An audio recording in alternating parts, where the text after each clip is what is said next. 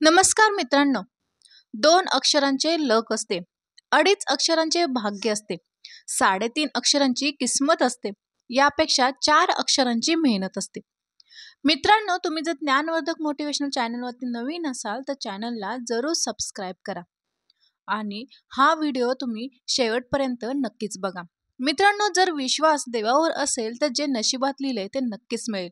पण विश्वास स्वतःच्या स्वतःवर असेल तर देव सुद्धा तेच लिहिणार जे तुम्हाला हवं आहे. आपण जेव्हा एकटे असू तेव्हा विचारांची काळजी घ्या, जेव्हा लोकांसोबत असू तेव्हा शब्दांची काळजी घ्या. खूप लहानशी गोष्ट आहे, परंतु जीवनाचं सत्य आहे.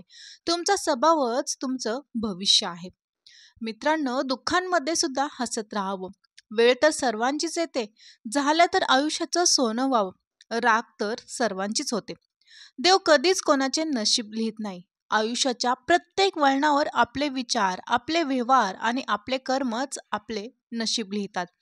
आपल्या नशिबापेक्षा कर्तृत्वावर जास्त विश्वास असावा, कारण उद्या येणारी वेळ आपल्या नशिबामुळे नाही तर आपल्या कर्तृत्वामुळे येते. मित्रांनो, जीवनात 2च गोष्टी लक्षात ठेवा. मनाप्रमाणे झालं तर ईश्वराची कृपा आणि मनाविरुद्ध झाले तरी पण ईश्वराची इच्छा. जर तुम्हाला तुमची श्रीमंती मोजायची असेल तर नोटा मोजू नका. तर कधी चुकून डोळ्यात अश्रू आले तर ते पुसायला किती जण येतात ते मोजा. त्याचबरोबर मित्रांनो, तुझं माझं करता करता एक दिवस जायचं आहे. जे कमावलं ते इथेच ठेवून जायचं आहे. कर तू चांगले कर्म, सोबत तुझ्या तेच तर जाणार आहे. रडल्याने तर अश्रू सुद्धा परके होतात. मला ती नाती आवडतात ज्यात मी नाही, आपण आहोत. त्यानंतर मित्रांनो, जर नशीब काही चांगले देणार असेल तर त्याची सुरुवात कठीण गोष्टीने होते आणि नशीब जर काही अप्रतिम देणार असेल तर त्याची सुरुवात अशक्य गोष्टीनेच होते. दुसऱ्यांचा नुकसान करून कधीच आपल्या चांगलं होत नसतं. सगळं कर्माचा खेळ असतो. झालेल्या गोष्टींची परतफेड केल्याशिवाय देव सुद्धा स्वर्ग दाखवत नाही. इतरांपेक्षा वेगळं बनायचं असेल तर चेहऱ्याने नाही तर विचाराने आणि संस्काराने बना. कारण माणसाचे चेहरे कधी ना कधी प्रत्येकाची साथ सोडत असतात, मात्र माणसांची विचार आणि संस्कार शेवटपर्यंत साथ सोडत नाही. त्यानंतर कष्ट अशी एक चावी आहे की नशिबात नसलेल्या गोष्टीचे सुद्धा दरवाजे उघडते. बरोबर ना? जे पायाने चालतात ते फक्त अंतर काढतात, जे डोक्याने चालतात ते ध्येयापर्यंत पोहोचतात.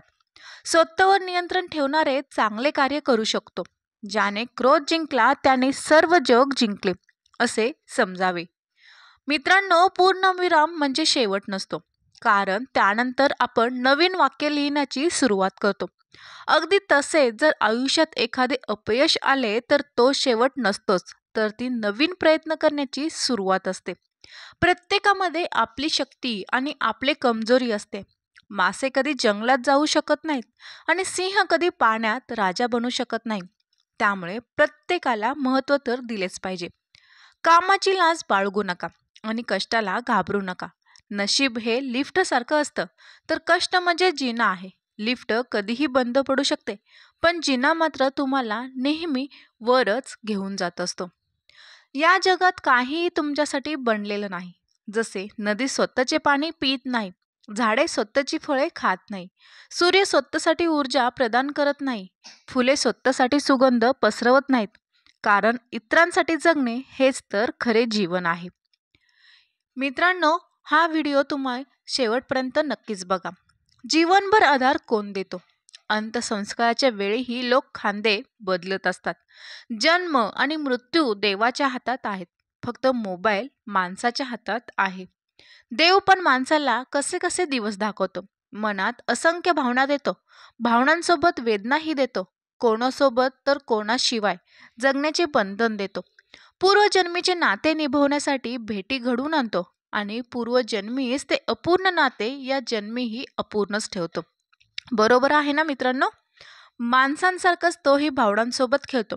नशीब तर तूच घडवतो ना देवा, मग मोजकच समाधान आणि सुख दे.